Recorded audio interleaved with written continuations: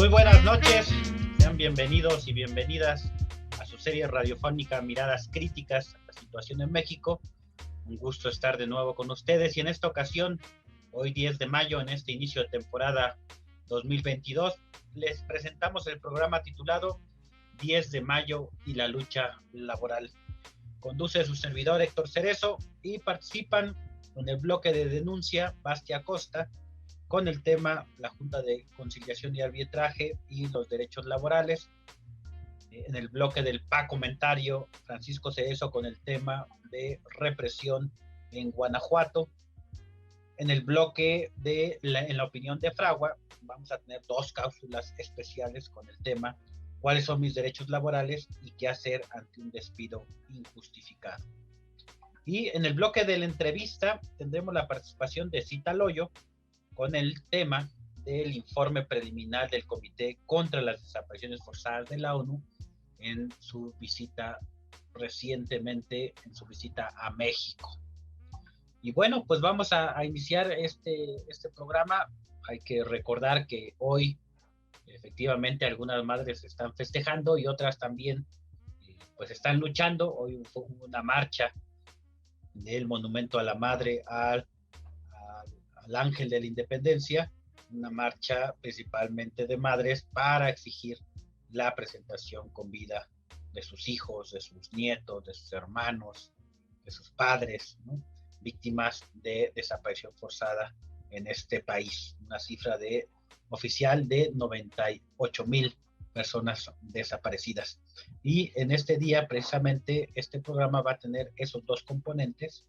El 10 de mayo, por ahí en algún corte vendrá una cápsula donde nos explican el origen de ese día en México.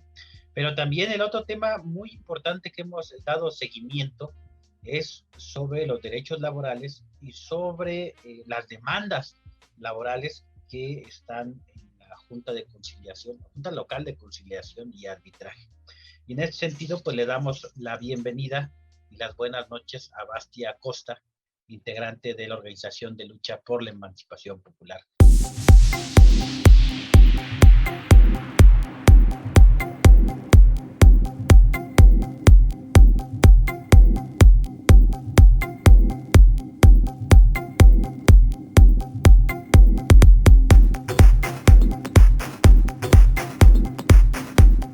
Hola, buenas noches. Pues buenas noches.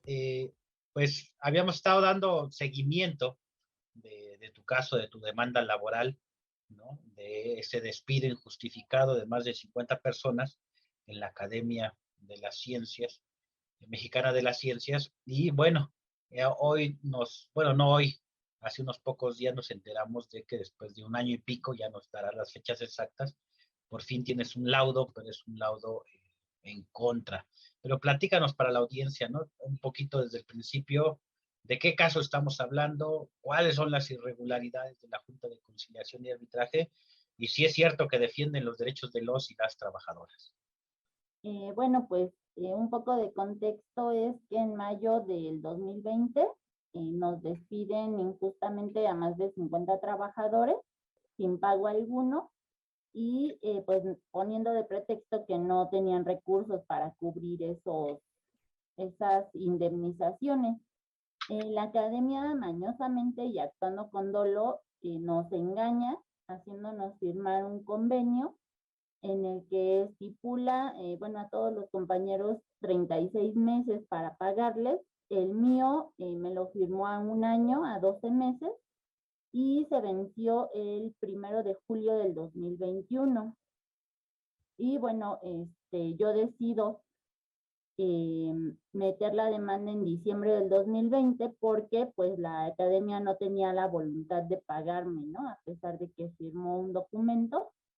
Y pues en el 2020 empezamos todo este proceso. En marzo del 2021, en conjunto con la organización, con la OLEP, UDI, nos decidimos movilizar en marzo y ahí se empezó a llevar este sistema de movilización, negociación con la Junta. Se obtuvieron fechas para el mes de septiembre del 2021 Y bueno, como no nos hacían caso, aún así ya teniendo la fecha, pues en el mes de noviembre se lleva a cabo otra movilización para conseguir una fecha pues ya de audiencia, la cual se llevó a cabo en diciembre del 2021 y de ahí pues se llevaron a cabo las diversas audiencias, que fue en enero y en febrero se llevaron a cabo las otras dos. Y bueno, pues finalmente en abril pues ya se obtuvo el laudo. ¿Y en qué consiste, Basti, este laudo? Bueno, pues desafortunadamente la junta local le dio la razón a la academia, a pesar de haber despedido a 50 trabajadores, decide absolver el pago de las prestaciones que por ley me corresponden y pues me deja en total indefensión, violentando mis derechos laborales una vez más, pero esta vez por las autoridades. Nosotros pues estábamos exigiendo el pago de indemnización que corresponde a un despido injustificado, pues toda vez que la academia fue la que nos despidió. En ningún momento pues yo estuve de acuerdo en que me despidieran, ¿no? Y bueno, como premio de consolación, el juez de la junta local pues me deja a salvo mis derechos para hacer valer el convenio que todavía no cumple la academia. ¿Esto qué significa? Pues la primera, en la que absuelve a la academia, pues quiere decir que no lo está obligando a cubrir la indemnización que por ley me corresponde. Prácticamente me está echando la culpa porque no probé mi acción de un despido injustificado, toda vez que el juez se basó en el convenio que presentó la academia como prueba, en el que literalmente se violentan todos mis derechos laborales y pues eso en la ley no se permite, ¿no? Porque todos sabemos que los derechos que tenemos son irrenunciables. Entonces, ese es el primer punto que puso el juez, que absuelve a la academia, y pues el último punto pues deja a salvo mis derechos, o sea que ahora con la nueva medida que vamos a implementar con el amparo en los tribunales laborales, se va a exigir el pago de este convenio que se cumpla en tiempo y forma, porque pues ya llevamos un año de atraso y la academia no tiene voluntad de pagarme. Entonces, digamos que ahorita viene el recurso jurídico, es el amparo, ¿no? Y a nivel de organización, ¿qué han pensado? Pues ahorita estamos difundiendo las anomalías que cometió la Junta porque si bien no obtuvimos fechas para que la Junta llevara a cabo su trabajo en tiempo y forma, pues mañosamente aceleró tanto los procesos que no tuvo cuidado al revisar todas las pruebas que yo presenté para mi defensa. Entonces omitió graves pruebas y se basó solamente en la prueba que dio la academia y en eso emitió una respuesta. O sea, ni siquiera se tomó la molestia de revisar mis pruebas, sino que más bien le dio la razón absoluta a la academia y pues violentando mis derechos con ese convenio, a pesar de que se mencionó en una de las audiencias confesionales que la academia actuó con dolo y a base de amenazas para que yo firmara ese convenio. Y eso no lo tomó en cuenta y lo disolvió en el audio. Sí, yo comentaba, creo que a ti mismo y a otros compañeros, que estos casos son como los casos de los presos políticos. Nadie sale en la primera instancia, ¿no? Se avientan todo el proceso y luego van hasta la sentencia, algunos ahí y otros hasta el amparo indirecto. Es una lucha larga, porque precisamente la autoridad busca pues desanimar a la gente. Decir, miren, sí tenemos 130,000 demandas laborales atrasadas, no lo estamos atendiendo, y ustedes que estuvieron ahí, ahí insistiendo y insistiendo que les resolviéramos, tengan, les vamos a resolver, pero a favor del patrón, ¿no? No de los trabajadores y las trabajadoras. ¿Qué les puedes decir a la gente, ¿no? Porque efectivamente buscan pues dar un golpe de desánimo, de desorganización, de que la gente diga, pues ya no vale la pena, hice todo, todas las veces que marché, el abogado las veces que me dijo que todo iba bien, ¿no? Que sí íbamos a ganar, ¿no? ¿Qué les dices, Basti, que tú estás viviendo en carne propia esta situación? Pues conforme a mi experiencia, pues sí, chillé, hice berrinche y todo lo que quieras, pero una vez más eso me sirvió para levantarme y echarle ganas a lo que sigue, porque pues, de por sí estoy acostumbrada a que siempre me digan que no, entonces una más, pues no me va a hacer daño, ¿verdad? Pues ahorita luchar, seguir organizándonos y exactamente como lo acabas de decir, es una manera de decir, ya ves, por no aceptar las migajas que te ofreció la academia hace 2 meses, ahora te quedaste sin un peso, ¿no? Por no conciliar.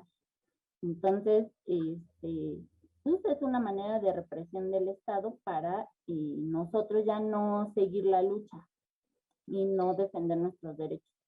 Pero pues afortunadamente, pues los abogados saben qué procesos debemos de seguir para continuar esta lucha.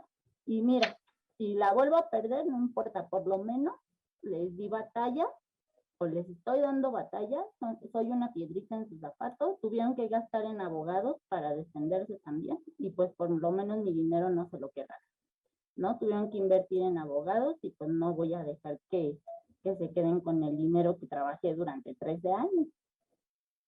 Sí, es lo que decía, recordarle a la audiencia que la Academia Mexicana de las Ciencias prefirió contratar a un FED, ¿no? De abogados y pagarles cantidades grandes en lugar de pagarles conforme a derecho a los trabajadores y trabajadoras que despidieron. Y que lo que estaban ofreciendo era pues, menos del 30% de lo que corresponde por ley, o sea, ni siquiera se estaba pidiendo algo más allá.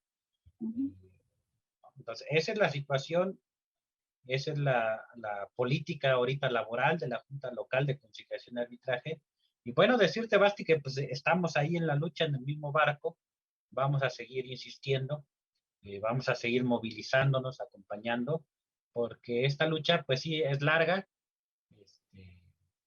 ¿no? A recordar que hay otros casos que llevan 8 años, 9 años, 12 años, ¿no? Y ni siquiera tienen un laudo, y hay una buena defensa jurídica, y pues hay que seguir luchando, ¿no? Sabemos que es difícil, pero pues cuentas con todo el apoyo de la organización, de los compañeros y las compañeras. No sé si tengas algo más que decir. Pues no, yo creo que ahorita vamos a estar difundiendo estas injusticias que cometió la Junta Local porque averigüé y resulta que hay un recurso que podemos meter de revisión, pero resulta ser que solamente los patrones pueden hacer uso de ese recurso de revisión, ¿no? Toda vez que el laudo sea condenatorio hacia ellos. Entonces también es una injusticia que nosotros, los trabajadores, no tengamos ese derecho de ejercerlo para inconformarnos con todas estas anomalías que cometió la Junta y los patrones sí, ¿no? O sea, sí pueden ejercer ese derecho. Entonces vamos a estar haciendo las denuncias y pues solo pedir la difusión para todos estos casos. Pues sí, Basti, como tú bien lo dijiste, se puede perder este laudo, pero no se pierde la dignidad, que es lo más importante de defender. Y bueno, que sirva de ejemplo también para otros casos, que pues tenemos que redoblar todos los esfuerzos de lucha para poder pues arrancarle al Estado los derechos que por ley nos corresponden, ni más, menos. Pues muchísimas gracias, Basti. Un gusto tenerte en el programa y pues vamos a estar dándole seguimiento a este caso. Muchas gracias. Pues muy buenas noches y bueno, nos vamos directamente a otro tema también que fue noticia nacional, ¿no?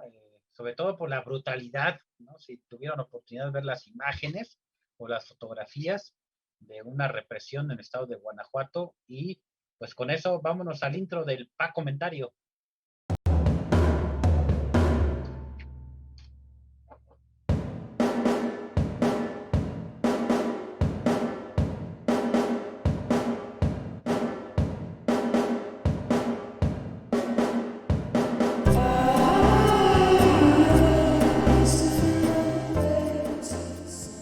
Muchas gracias, Héctor. Pues efectivamente, el domingo 1 de mayo se realizó una manifestación para exigir justicia por la desaparición de mujeres en Guanajuato y en el país. Como en los mejores tiempos represivos del PAN, la presidenta municipal Lorena Alfaro ordenó una represión en contra del contingente de mujeres. 30 mujeres, entre ellas 5 menores de edad, fueron detenidas de manera arbitraria. Con golpes, jalones y estrangulamientos fueron llevadas al centro de readaptación social. No fue hasta 24 horas después, gracias a la difusión de videos y fotos, donde claramente se ve el abuso de autoridad de su policía, que fueron liberadas todas las detenidas. Fue tan evidente el abuso de autoridad que ejercieron las policías que detuvieron de manera arbitraria a las manifestantes, que incluso el gobierno estatal tuvo que reconocer que sí hubo excesos del uso de la fuerza y que se investigaría a las policías responsables de dichos actos.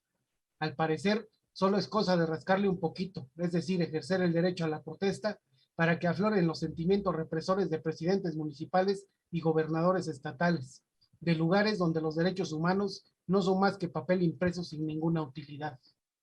Pero esto no fue un hecho aislado, ni del orden municipal nada más. Ya el 27 de abril, la Guardia Nacional cometió una ejecución extrajudicial en contra de un estudiante de agronomía de la Universidad Estatal.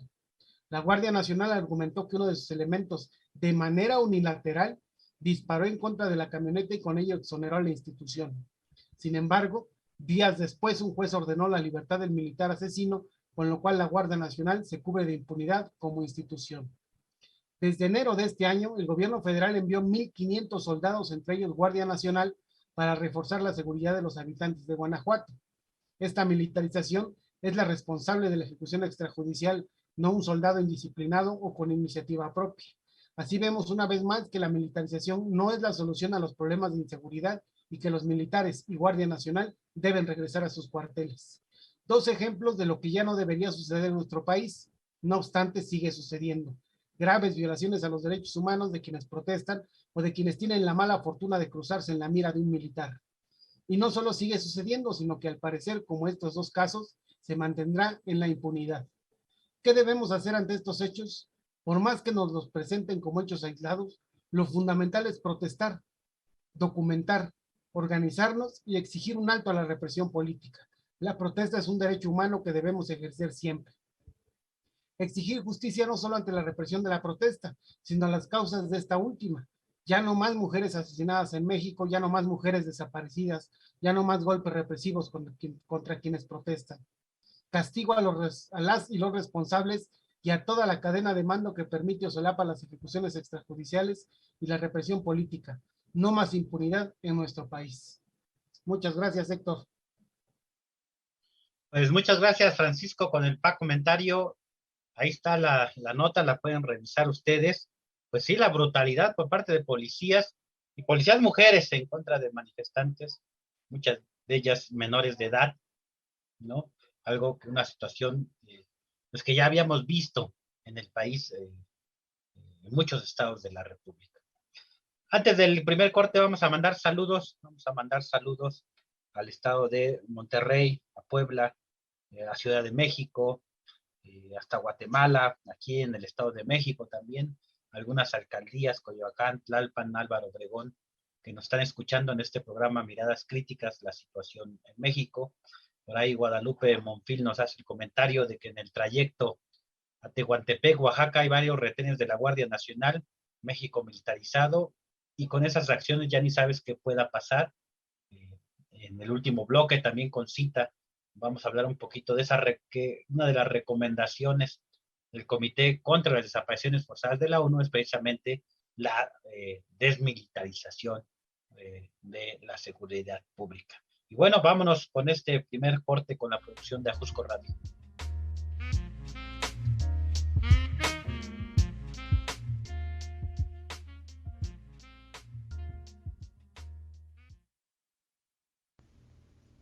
Cien años del Día de las Madres, 100 años de opresión. El origen del 10 de mayo como Día de las Madres en la República Mexicana tiene escasos 100 años, mismos que se están cumpliendo en este 2022. Copiando celebraciones de Estados Unidos, la idea se le ocurrió al periodista poblano Rafael Alducín, entonces presidente del periódico Excelsior, El 13 de abril de 1922 publicó una convocatoria en una de las páginas de su impreso llamando a la institucionalización del Día de las Madres e inaugurarlo el 10 de mayo de ese mismo año. No hay sacrificio suficientemente grande para el corazón de una madre. No hay cáliz de dolor y amargura que ésta no esté dispuesta a llevar a sus labios, si puede evitar una gota tan solo de acibar a los seres queridos, prolongación de su propia vida. No hay manera de poder aquilatar con certeza la profundidad y alcance del amor materno. Sentenció Rafael Alducín con la intención de pasar a la posteridad. En ese año, 1922, el secretario de Educación Pública era el famosísimo José Vasconcelos, en sus tiempos apoyado incondicionalmente por Excelsior. Él correspondió promoviendo la creación de la fecha conmemorativa que con el paso de los años logró arraigarse entre los mexicanos.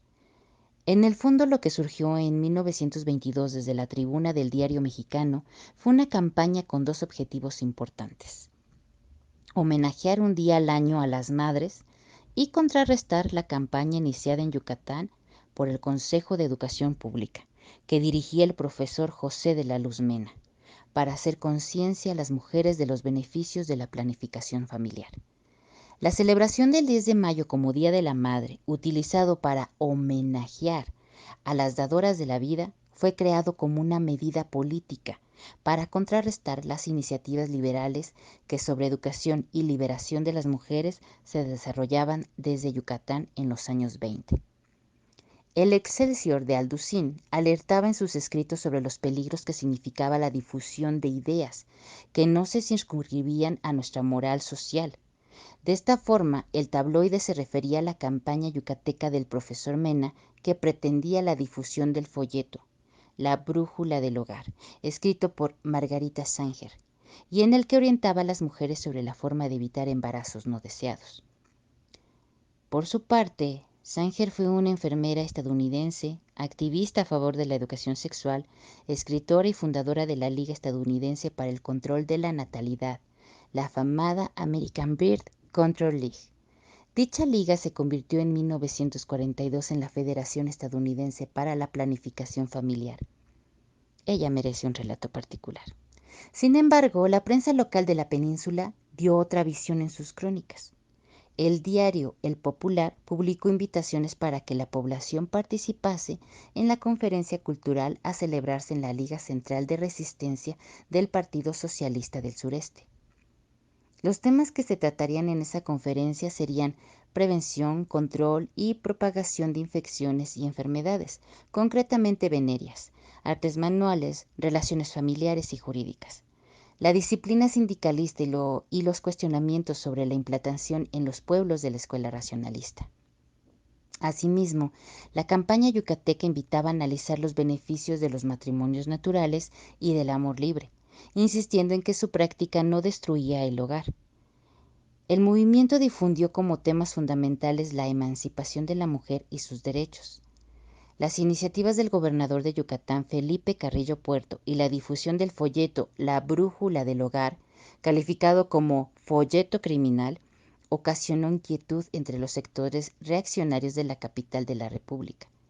Las aportaciones del Congreso Feminista de 1916 y sus reflexiones abonaron a que las mujeres yucatecas lograran en 1922 una cierta organización en lo que llamaron ligas feministas, mismas que establecieron los lunes rojos, a la sazón, grupos de lectura mixtos que arrojaron vastas experiencias sobre la educación racionalista y la educacional tradicional de las mujeres. Los periódicos capitalinos y de algunos estados promovieron la protesta de los sectores conservadores para que se iniciara una investigación de la propaganda inmoral y del propio profesor Mena, responsable de la circulación del folleto entre los mentores. Por instrucciones de Vasconcelos, José María Bonilla acudió a investigar los hechos y a actuar con toda energía. Aun cuando se desconocen las medidas tomadas por el enviado del secretario de Educación y ante la petición de los caballeros de Colón de perseguir el delito de imprenta por publicar un folleto sobre el control de la natalidad, El diario yucateco, El Popular, publicó la respuesta del Procurador General del Estado, Julio Aznar, en el sentido de que las persecuciones de esta índole no pueden ceñirse en el estrecho y arcaico criterio moral de hondos y arraigados prejuicios religiosos. A pesar de que la respuesta circuló en forma local, Excelsior reprodujo el editorial de un diario toluqueño donde se reclama que la investigación no haya conducido más que al silencio de las autoridades y en respuesta a la campaña que ha lacerado los corazones de los mexicanos. Propone la celebración del Día de la Madre, el cual presta un servicio eminente a la moral y a la cultura de México. Con Excelsior al frente, el apoyo de Vasconcelos y la Iglesia Católica, Rafael Alducín organizó movilizaciones en escuelas de educación elemental, promoviendo la manifestación del amor filial y el levantamiento de un monumento de ternura a la que nos dio el ser. La campaña se extendió a otros ámbitos. El rotativo contó con el apoyo de la cadena de cines Olimpia, las Damas de la Cruz Roja y la Cámara de Comercio de los Estados Unidos Mexicanos, la que se encargó de promover una campaña para halagar a las madres con regalos de todo tipo. El miércoles 10 de mayo de 1922, la primera plana de Excelsior la dedicó a exaltar la labor de las madres en los trabajos domésticos, dejando de lado el trabajo remunerado. Así, este diario capitalino invirtió el papel que el socialismo del suroeste propuso a las mujeres, de un papel activo de discusión y participación a uno que consagraba su pasividad y sus atributos congénitos. Años más tarde, en 1944, el presidente Manuel Ávila Camacho colocó la primera piedra del monumento a la madre en la Ciudad de México, cerca del cruce entre las avenidas Reforma e Insurgentes. La estructura estilo Art Deco, realizada por el arquitecto José Villagrán García, fue terminada hasta 1949 e inaugurada por el sucesor de Ávila Camacho, Miguel Alemán Valdés. En la placa colocada al pie de la escultura que representa a una madre mexicana, sosteniendo a su bebé entre sus brazos, se inscribió la frase: "A la que nos amó antes de conocernos". La creación del Día de las Madres por parte de Alducín y sus allegados reaccionó a un movimiento emancipador que llevaba gestándose en Yucatán desde 1916, 6 años antes de la iniciativa de honrar a la madre. Lo anterior se sostiene conforme el estudio de Marta Acevedo titulado El 10 de mayo, publicado en 1982, en la entrega 7 de la colección Memoria y Olvido, Imágenes de México, editado por la Secretaría de Educación Pública. Voz, Daniela Beltrán. Ajusco Radio, construyendo la resistencia. Muy buenas noches a quienes se están uniendo a esta transmisión de Miradas Críticas de la Situación en México.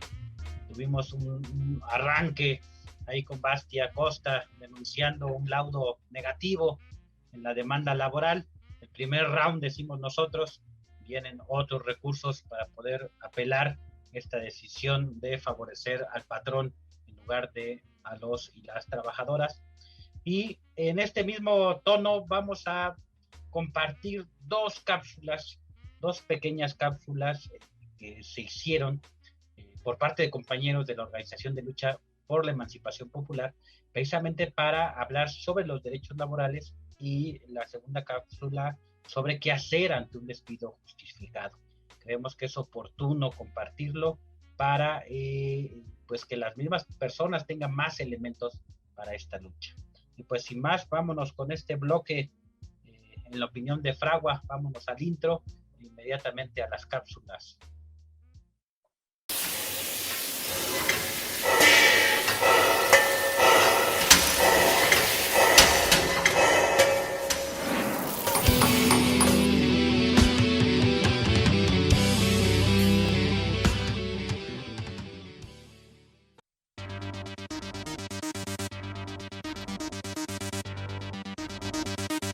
¿Sabes cuáles son tus derechos laborales? Derecho a la estabilidad laboral.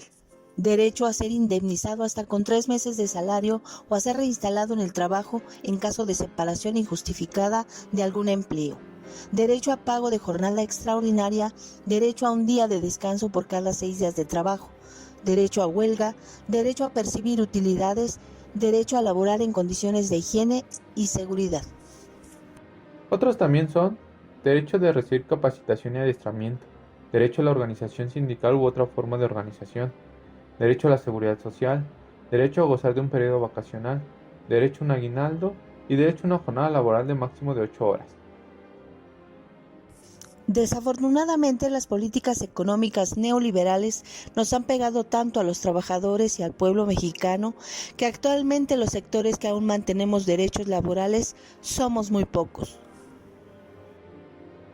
Es cierto, un ejemplo claro de despojo de los derechos laborales es el outsourcing, ya que es una forma de contratación laboral que niega la estabilidad en el empleo, el salario justo, el derecho a solicitar un crédito de vivienda, vacaciones pagadas, acceso a la salud, a una pensión digna y otros tantos derechos. Entonces es necesario que los trabajadores que aún contamos con derechos laborales los defendamos, pero no solo podemos quedarnos en la lucha local y gremial, porque mientras a nuestros hermanos de clase se les nieguen las condiciones dignas de trabajo, existirá la injusticia en nuestro país.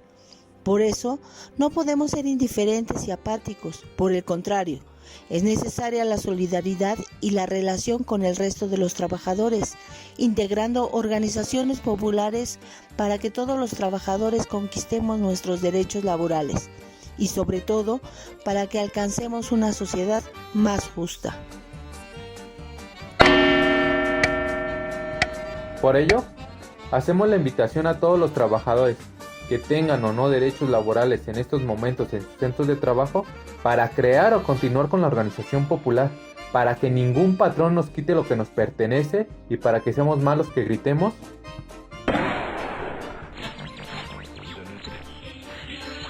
Trabajo digno, salario justo y seguridad social. Contra el despojo, la represión y la explotación. Resistencia, organización y lucha por el socialismo.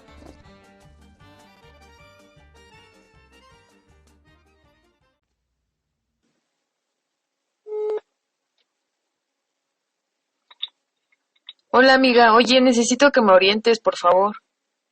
Hola, claro, ¿en qué puedo ayudarte? Tengo problemas, acabo de ser despedida del trabajo. No inventes. Sí, ahorita acabo de terminar una reunión vía Zoom en donde mi jefa me anunció que estaba dada de baja del proyecto. ¿Con eso es suficiente? ¿A poco ya estoy despedida? ¿Te dieron algo por escrito? Me acaban de enviar mi carta de renuncia para que se las manden una foto y escaneada. Ok, si no aceptas tu despido, lo primero que debes hacer es no firmar nada. No, estoy muy indignada porque encima me están difamando, pero me están metiendo presión para mandar ese papel ya. No firmes, no te pueden obligar a firmar nada. Me tienen que pagar este mes y si no firmo igual ni me pagan. ¿Y ahora qué hago? ¿Grabaste la reunión? Si no, toma capturas de pantalla de quien te envió la renuncia y te está presionando a firmar. Vas a necesitar esa evidencia para demostrar la relación laboral y tu despido. No la grabé, pero me volvió a llamar la jefa y esa llamada sí la tengo grabada. Ya tomé capturas de los chats. Lo impresionante son las formas con las que pisotean la dignidad de sus trabajadores. ¿Cuál dicen que fue el motivo del despido? Que no cumplo con las metas laborales y están inventando quejas respecto a mi trabajo que nunca me notificaron. ¿Tienes escritos formales de las quejas?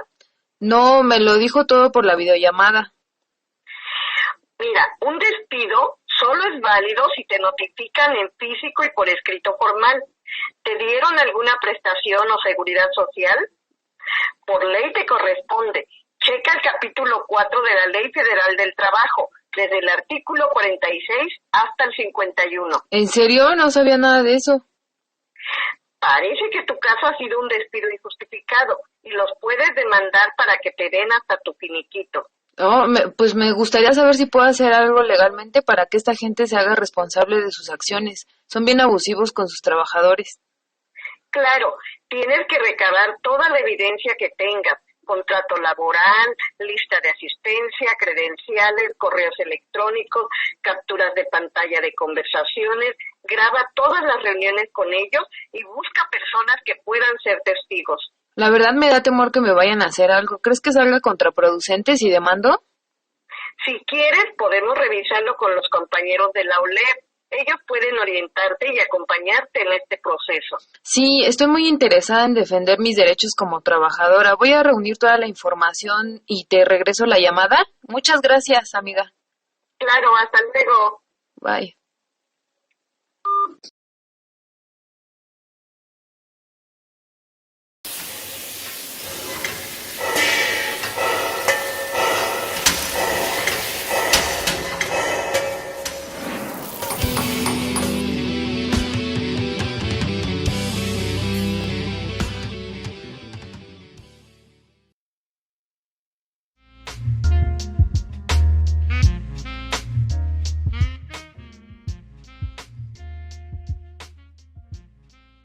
Pues agradecer la participación de la OLEP con estas cápsulas sobre qué son los derechos laborales y qué hacer ante un despido injustificado. Antes de pasar a nuestro último bloque de la entrevista con Cita Loyo, queremos compartirles una carta de petición de firmas, ¿no? En este contexto, ya lo habíamos platicado anteriormente, de que la autoridad no quiere que sigamos ocupando el espacio, el cubículo en la Facultad de Filosofía y Letras, que por cierto ya tenemos 15 años ahí haciendo trabajo político y de derechos humanos. También ahí está nuestro proyecto económico que da sustento a nuestra organización. Y les vamos a compartir una carta para que, si pueden, si están de acuerdo, firmen en la página del comité. Dice así la carta: firma por el respeto al trabajo de derechos humanos y político del Comité Cerezo México en el cubículo de la Facultad de Filosofía y Letras de la UNAM. Martes 10 de mayo del 2022. Dice: los abajos firmantes, organizaciones sociales, populares y de derechos humanos, personalidades, personas y universitarios solidarios, exigimos a la directora de la Facultad de Filosofía y Letras de la UNAM, doctora Mary Francés Rodríguez Van Gort, el respeto al derecho a la existencia de cubículos estudiantiles que a lo largo de la historia han sido vínculo entre la universidad y la sociedad. Exigimos el respeto al trabajo de derechos humanos y político que realiza el Comité Cerezo México, así como al proyecto económico colectivo en el cual trabajan de manera voluntaria y gratuita alumnos, exalumnos y maestros de la UNAM, así como defensores de derechos humanos que por más de 10 años acompañan a víctimas de desaparición forzada, ejecución extrajudicial y prisión por motivos políticos, entre otros casos. La existencia y el uso correcto del espacio le ha permitido realizar escuelas y talleres de derechos humanos en todo el país, incluida la UNAM en sus diversos campus, sin cobrar por los mismos a quienes han aprendido la herramienta de los derechos humanos para defenderse del abuso estatal. Además, a través de una asociación civil fundada por el Comité Cerezo México, liberan servicio social en 4 licenciaturas de la UNAM, pero no así en Filosofía y Letras por la constante negativa de la dirección a que esto sea posible. Estamos pendientes y a la espera del llamado del Comité Cerezo México para apoyarlos en su justa lucha que mantiene el vínculo universidad-sociedad desde el ejercicio, la defensa y la promoción de los derechos humanos. Por ahí ya Francisco nos hizo el favor de compartir el link en el chat del Facebook. Pues hay que meterse al link, releer esta petición de firmas y si así lo gustan, firmar como personas o como organizaciones, si eso es posible. También vamos a estar recaudando esta semana en la Facultad de Filosofía y Letras firmas de estudiantes, de trabajadores, de profesores, de maestros, de maestras, que conocen nuestro trabajo de más de 15 años en ese cubículo estudiantil en la Facultad de Filosofía y Letras. En ese mismo marco vamos a tener mañana 2 actividades. Una, compañeras feministas de la Escuelita Comunitaria de Artes y Derechos Humanos, Gertrudis Bocanegra, van a realizar un fotobordado, ¿no? Es una técnica de bordado muy especial, muy bonita, y van a estar ahí, precisamente ahí, frente a la cafetería del Comité Cerezo México, de 12 a 2:30 de la tarde y de 3 a 5 de la tarde, como una actividad que a su vez es una forma de solidarizarse con el Comité Cerezo México.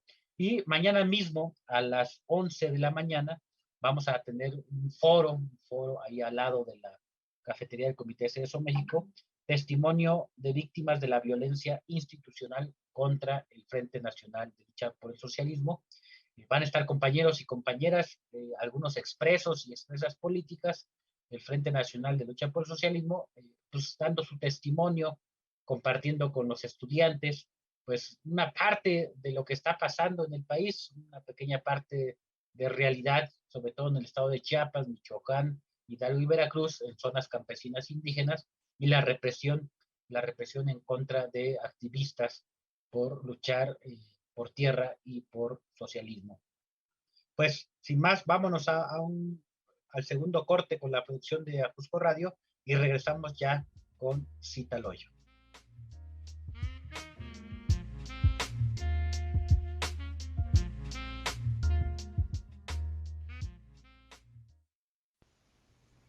Una experiencia de lucha. Hannah Jarvis. El 12 de mayo de 1907, Hannah Jarvis quiso conmemorar el segundo año del fallecimiento de su madre, Anne Maria Reeves Jarvis, y organizó un Día de la Madre para hacerlo. Para el 10 de mayo de 1908, organizó un pequeño evento para conmemorarla a ella, pero también a su lucha, y al resto de las madres de la Iglesia Episcopal Metodista de la región de Grafton, en Virginia Occidental.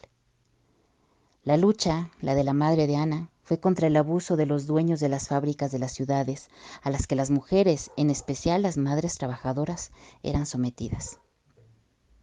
Para mediados del siglo XIX, Reeves Jarvis promovió la seguridad social de las mujeres que trabajaban en las fábricas y en la industria textil, que en esos años experimentaba una expansión acelerada. En lugar de crear un día solo para celebrar a las madres, Hannah buscó el reconocimiento de las madres trabajadoras, que pasaban más de 12 horas en las fábricas a cambio de salarios miserables, que no gozaban de ningún tipo de garantías sociales y que no contaban con la posibilidad de procurar a sus hijos por miedo a perder su empleo. Tras petición hecha, el Congreso de Estados Unidos rechazó la idea de Jarvis de institucionalizar el Día de la Madre, pero hacia 1911 casi todos los estados de la Unión Americana ya lo celebraban. Paralelamente se efectuaron importantes protestas por parte de trabajadoras que eran explotadas por los dueños de las fábricas en ciudades de Estados Unidos como Nueva York y Chicago. En Nueva York, Clara Letchmill, una joven de apenas 23 años de edad, lideró una marcha de gran magnitud que provocó que los dueños explotadores cedieran y comenzaran a ofrecer garantías sociales y mejores condiciones laborales para las mujeres que trabajaban con ellos. Cabe destacar que una de las huelgas más importantes en este aspecto fue la de Lawrence, Massachusetts, en 1912, que también avanzó en el tema del mejoramiento del trato de los empresarios y los dueños del capital hacia sus empleadas. En 1914, el entonces presidente Rudolph Wilson firmó un documento que oficializó el Día de las Madres, definiendo el segundo domingo del mes mayo como el día en que debía celebrarse. Hacia 1920, Hannah Jarvis se percató de la comercialización generalizada de la idea de su madre y manifestó su desacuerdo con las motivaciones que fueron dándose para la conmemoración. Esto la hizo luchar en contra de este proceso que consideraba ilegítimo, hasta el punto de que en alguna ocasión fue arrestada por perturbar la paz debido a sus manifestaciones ruidosas. Ella y su hermana Elsinore usaron su herencia y los recursos de que disponían para hacer campaña en contra de las celebraciones comerciales del Día de la Madre. Se quejaba amargamente del simbolismo negativo que representaba el enviar tarjetas preimpresas para celebrar a las madres en su día. Decía: una tarjeta impresa no significa más que se es demasiado indolente para escribirle de puño y letra a la mujer que ha hecho por uno más que nadie en el mundo. Anna Maria Jarvis nunca se casó y no tuvo descendencia. Ajusco Radio, construyendo la resistencia. Gracias a la producción de Ajusco Radio por estas dos cápsulas en el contexto del 10 de mayo. ¿No? Hay una iniciativa por parte de varias mamás de llamarle glorieta en lugar de la glorieta de la Palma, o la glorieta de la Huehuete, la glorieta de los desaparecidos. Por ahí hay una iniciativa de varios colectivos de madres víctimas de desaparición forzada, que están pugnando con eso, ¿no? Nos quedamos en lo último, que ya les habían quitado todos sus carteles, sus rostros, y a ver, vamos a estar pendientes a ver qué sucede. Y ya en este contexto, hablando sobre la desaparición forzada, pues muy buenas noches, Cita, un gusto tenerte con nosotros. Hola, buenas noches, Héctor. Gracias por la invitación al programa. Pues Cita Loyo, integrante del Comité Cerezo México, integrante también del área de acompañamiento. Pues vamos a hablar de este informe del Comité de Desapariciones Forzadas de la ONU. Nomás para dar un poco de contexto, vino a México, hizo su visita a México del 15 al 26 de noviembre del año pasado, ¿no? Se entrevistó con muchos colectivos, con autoridades, visitó varios estados de la República y luego recuperó mucho de lo que escuchó o de lo que vivieron y lo plasmó en un informe que lo pueden consultar ustedes en la página del Comité contra las Desapariciones Forzadas, pero creímos oportuno pues irlo comentando. Son varios puntos que creemos que son importantes de hacer como hincapié en lo que nos está diciendo este Comité contra las Desapariciones Forzadas de la ONU y la importancia que tiene para la propia lucha. No sé cuál sería el primer punto, Cita, que podríamos destacar de ese informe. Bueno, a mí me gustaría iniciar con algo que viene en el informe, ¿no? En las conclusiones en una parte, pero que también mencionó la presidenta del comité, ¿no? Cuando hicieron la presentación de este informe formalmente el 12 de abril de este año, que es la desaparición forzada como el paradigma del crimen perfecto. Y dan sus razones en las observaciones, en el análisis, y creo que esa frase resume mucho lo que sucede en nuestro país, que tiene que ver como eje central el hecho de la impunidad, una impunidad generalizada en el país, ¿no? Ellos hablan, ¿no? Mencionan hasta el día que ellos estuvieron de 36 sentencias a nivel nacional, ¿no? Hablan del 98% de impunidad. Yo le agregaría las 5, ¿no? Que ayer se dieron en Chihuahua. Ayer hubo 5 sentencias contra policías estatales por desaparición forzada, ¿no? Entonces, pero sigue siendo muy bajo para la cantidad de víctimas de desaparición forzada que hay en nuestro país. Y yo iniciaría con esa parte, que me parece que es el centro del informe, el centro de uno de los centros más importantes de la continuidad, ¿no? De la generalización de la práctica de la desaparición forzada en nuestro país. Sí, precisamente esa palabra, ¿no? Que es generalizada, práctica, ¿no? Uh-huh. Ya desde hace varios años la han utilizado, hoy con más fuerza. Y también algo que pienso que se logró por parte de colectivos, organizaciones, posicionar, demostrar ante el mismo comité, es que ellos nos dicen que las desapariciones forzadas en México se cometen por el Estado, directamente, por policías, militares, marinos, etcétera, pero también nos dicen que las desapariciones forzadas se cometen por parte del crimen organizado, pero con la aquiescencia, el mandato, el consentimiento del Estado. ¿Por qué es importante esto, Cita? Porque creo que sí sería muy esclarecedor para muchas familias esta conceptualización. Bueno, hay que entender que en nuestro país, a raíz de la guerra contra el narcotráfico, ¿no? Porque de ahí viene esta confusión a veces que hubo durante muchos años, ¿no? Que decían que era el crimen organizado solamente el que estaba desapareciendo a la población, ¿no? Era el discurso estatal, ¿no? Había mucha confusión en las familias, ¿no? Pero cuando se va uno documentando la información, se da cuenta que sí, en efecto, está el crimen organizado, pero siempre tuvieron en algún momento el apoyo, la tolerancia o la aquiescencia de alguno o de varios agentes estatales, ¿no? Sean a nivel estatal, municipal o federal, ¿no? Fueron parte y siguen siendo en algunos casos parte de estas desapariciones que quisieron en algún momento llamar como levantones, ¿no? Que era una forma también de criminalizar a las víctimas y dos, de también quitarle la responsabilidad al Estado mexicano de cometer esas desapariciones forzadas, ¿no? Entonces, me parece que esa parte que retoma el comité es importante, porque la documentación ahora está mostrando eso. Uno de los casos, pues, que podemos llamar paradigmáticos en ese sentido de la clara aquiescencia, colusión, ¿no? Tolerancia, participación del Estado y el crimen organizado, es el caso Ayotzinapa, ¿no? Yo creo que ese es el que marcó, es el rompeaguas, ¿no? No solamente en el tema de desapariciones forzadas, sino en esta modalidad que había sido tan difícil poder comprobar. Sí, sí, sí, de acuerdo, Cita, le das ahora sí que en el clavo, es muy difícil, ha sido muy difícil demostrar esa aquiescencia, esa relación o colusión entre el crimen organizado y el Estado o las autoridades. Lo que está diciendo el comité es que esas desapariciones que comete el crimen organizado cuando está en colusión o en aquiescencia con el Estado son desapariciones forzadas, reconocidas ya como tal en el ámbito internacional.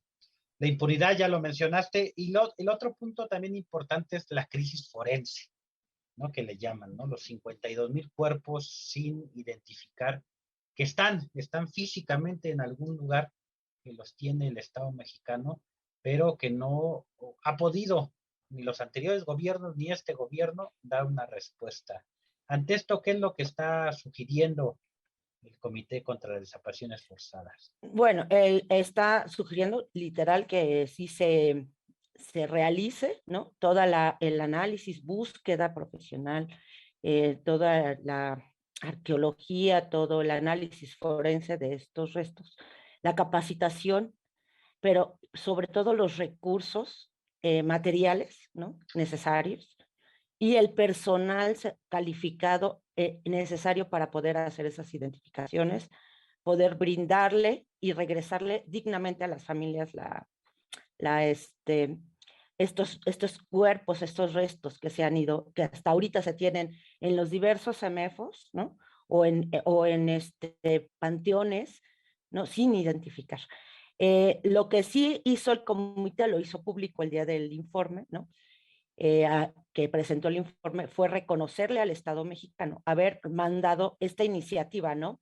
La iniciativa de la creación del Centro Nacional de Identificación Humana, ¿no?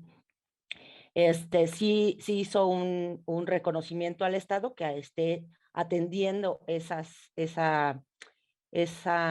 necesidad y esa urgencia. Yo aquí, bueno, ya supongo que hasta ahorita no tiene ahorita esa información el comité, pero yo aquí quisiera agregarle, ¿no? Que al aprobarse, porque se aprobó hace unas semanas, si no me equivoco, la creación de esta Centro Nacional de Identificación Humana, no se le asignan los recursos. Lo que se le dice es que va a depender de los recursos ya asignados a la Comisión Nacional de Búsqueda, ¿no?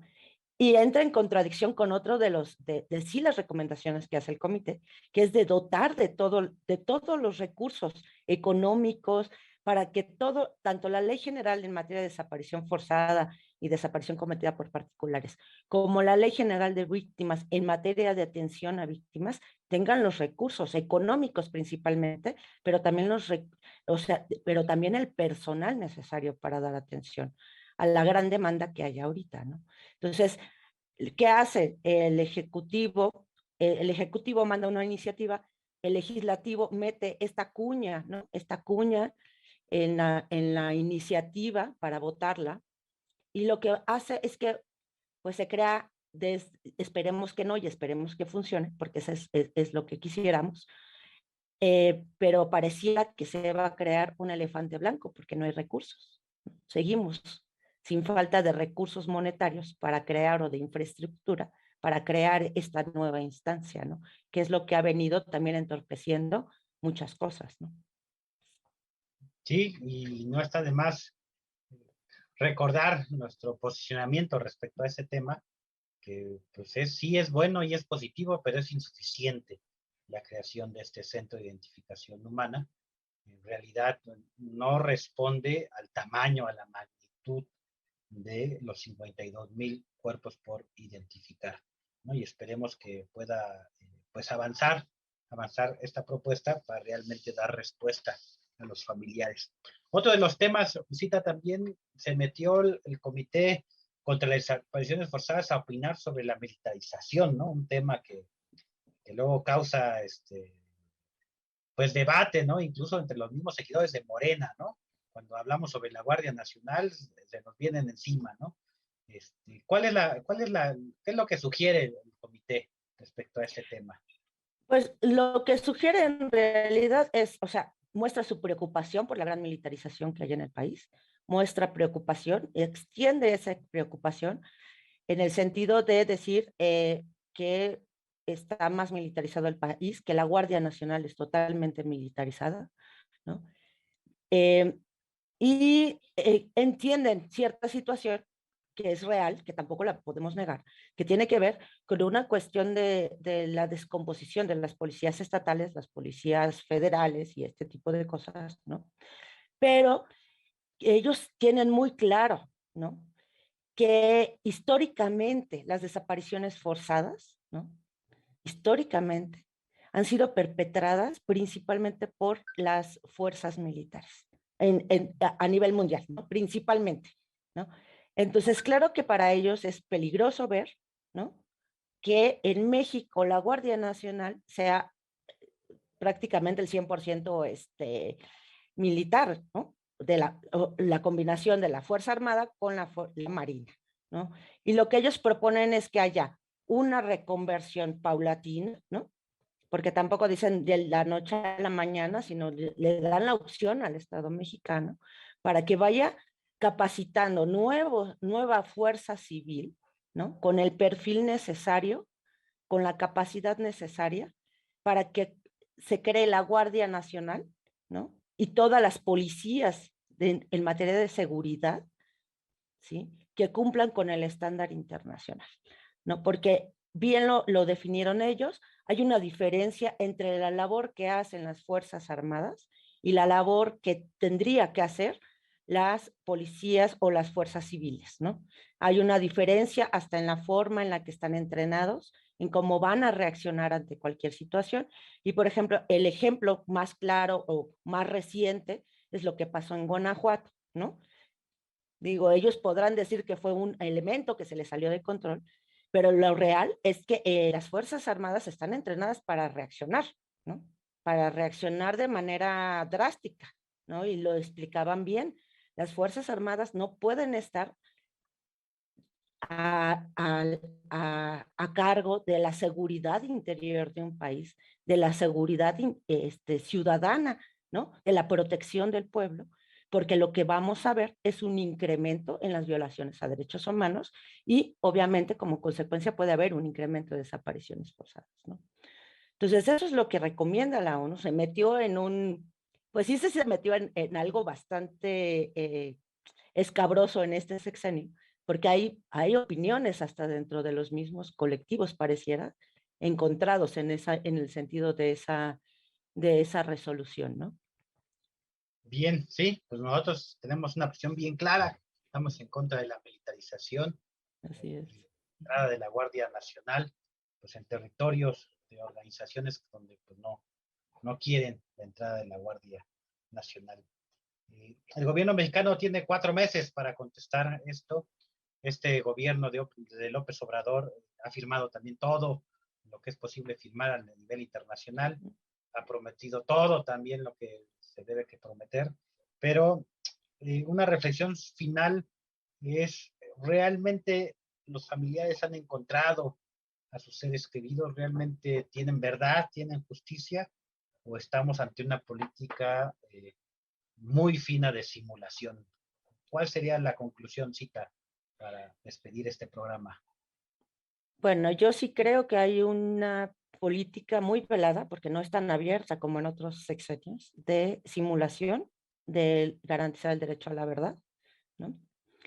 Y bueno, las cifras no mienten, ¿no? Las fiscalías y la Fiscalía General y todas las que se encargan de impartir justicia en nuestro país están cerradas en materia de de impartición de justicia en violaciones a derechos humanos, ¿no? O sea, pero principalmente en materia de desapariciones forzadas. Y creo que mi punto de vista, como lo veo, que sí tiene que ver con lo que dijo Andrés Manuel al inicio de su sexenio y aún en campaña, su famoso punto final, ¿no? Creo que en los hechos lo estamos viendo, porque ahí sigue la impunidad, continúa la impunidad, siguen cubriendo de este manto de impunidad a los perpetradores. Quieren hacer un antes y un después cuando nunca ha habido un proceso de justicia real, un proceso de verdad que realmente a nosotros no nos quede duda de primero quiénes fueron los responsables, dónde están principalmente todas las víctimas de desaparición forzada, ¿no? En qué condiciones, quiénes se beneficiaron, porque hay beneficiados de esas desapariciones forzadas y de todos los años que hemos vivido de graves violaciones a los derechos humanos. Esa es una. La otra es que también, o sea, la parte de la justicia, ¿no? Ahorita yo lo veo un fiscal a modo de este gobierno que le está permitiendo llegar a ese punto final. ¿Por qué? Porque no está permitiendo el avance de nada, ¿no? No se quiere coordinar con las comisiones de búsqueda, no quiere dar información, no le da celeridad a los casos, impugna las sentencias como en el caso de Edmundo y Gabriel, ¿no? Una fiscalía que impugna una sentencia y son una y otra, ¿no? Y si a eso le agregamos que las Fuerzas Armadas siempre se han negado a ser, ¿no? A ser investigadas adecuadamente, a ser sancionadas, ¿no? En una corte civil, no en cortes militares, ¿no? Como lo mandata el estándar internacional, pues nos vemos que seguimos, ¿no? Algunos me dirán, pero bajó al 98%, el sexenio pasado estábamos en el 99% de impunidad en los casos de desaparición forzada, ¿no? Pero no, si hablamos de la cantidad de desapariciones forzadas que tenemos hasta ahorita, y pensando en la cifra negra, ¿no? Que siempre puede ser el doble, la verdad es una impunidad, bien lo dice, se convierte en el paradigma del crimen perfecto, porque es así, tal cual. No hay un crimen más perfecto en este país que la desaparición forzada.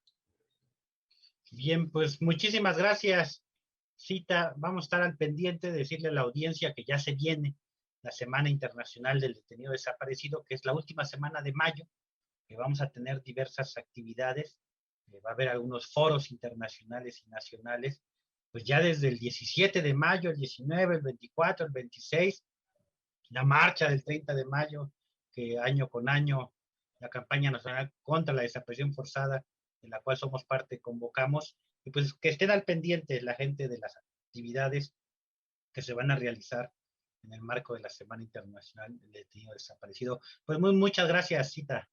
No, por nada, Héctor, buenas noches y un saludo a todo el auditorio.